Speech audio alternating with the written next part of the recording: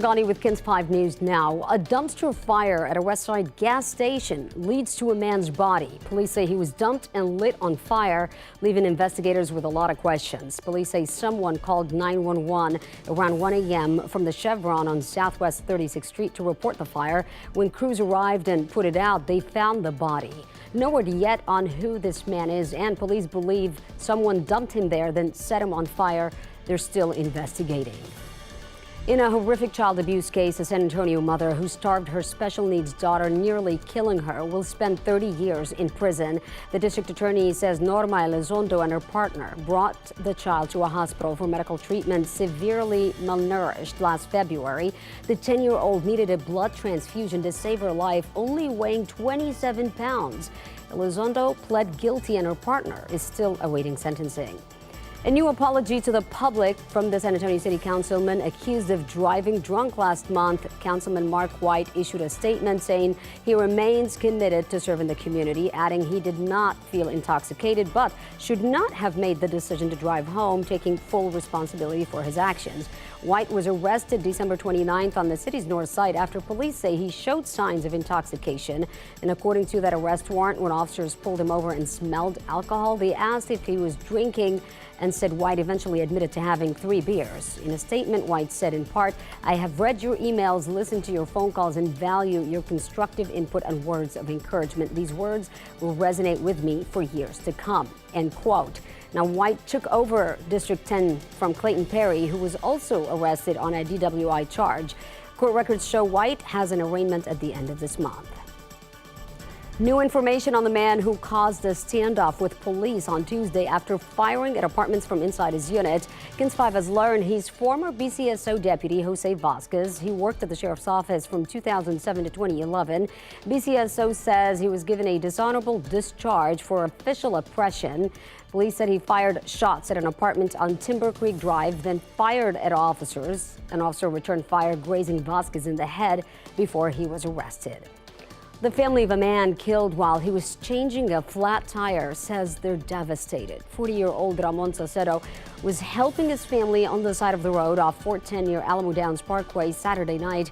San Antonio police say the driver told him something fell from his passenger seat, and when he looked down, he hit Salcedo. Salcedo's sister Laura says their mom witnessed this horrific scene. He went at least 100 feet, still dragging my brother and the vehicle down. And what I'm angry, I'm hurt. San Antonio police say the driver was not intoxicated and not distracted by a cell phone, but they're still investigating. Salcedo's family is raising funds for funeral expenses. If you would like to help, go to KENS5.com.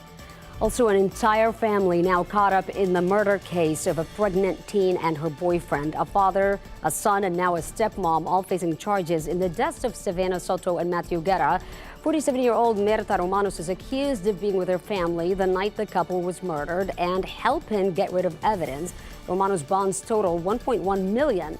Her husband, Ramon Preciado, and his son, Christopher, were arrested 8 days ago for their alleged involvement. And a man who killed a San Antonio teacher in a jealous rage will spend 40 years behind bars. Matthew Weissing pled guilty on Wednesday to killing Michael Echanes at his Northside apartment in March 2022. Weissing and the victim were colleagues at Great Hearts Forest Heights Charter School. According to the district attorney, it appears jealousy is the motive. The victim was dating a woman who had previously ended a relationship with Weissing, and Weissing was unable to accept that breakup. You know, most people have heard of birth doulas, but what about a death doula? A local nonprofit now offering a one-of-a-kind program that helps people who are at the end of their lives. The Death Doula Certification Program takes place at Abode, a peaceful home in Northeast San Antonio, where people come for end-of-life care. It's the only place in the country to get hands-on experience. As our population continues to age, there's more of a need for that support of people who are dying. For some people, that means being surrounded by loved ones, having their favorite music playing, being with the dying person as they're dying, educating them on the different stages of death and what to expect at each stage. If you'd like training, the next class is Saturday. To learn more, go to kins5.com. A fan favorite is returning to McDonald's, the Double Big Mac. The Monster Sandwich returns for a limited time starting January 24th.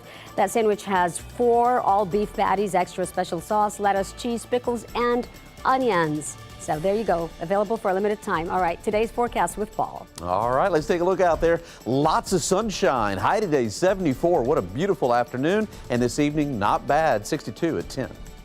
That's KINS 5 News Now. I'm Sarah Forgani.